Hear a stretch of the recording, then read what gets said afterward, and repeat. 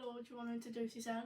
Yeah, so I'm Dan, I'm a Youth Engagement Officer based in Ferndale School, the best school. What inspires you to become a youth worker? So, once upon a time, a long time ago, I used to attend the youth club myself, and like during that time, I suppose I had struggles and difficulties like everyone does, and I had an amazing youth worker that changed my life. So I always wanted to do to others what she done to me.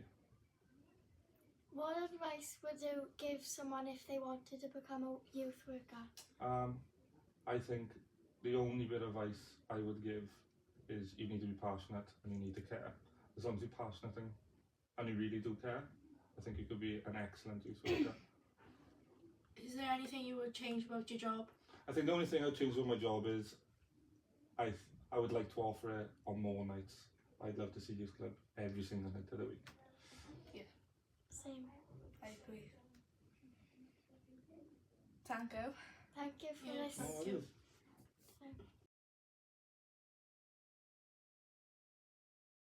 So how did youth start? Who made it all?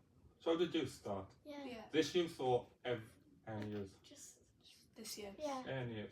So I don't know about this youth in particular, but a lot of youth clubs started after the World War. So after the World War ended, there was loads of young men who'd left the army, which didn't have jobs, and they was hanging around the streets. So youth clubs was invented. They were called boys clubs back in those days, in order to give young men an opportunity, something positive to engage in, and allow them to develop skills and opportunities to get back into work.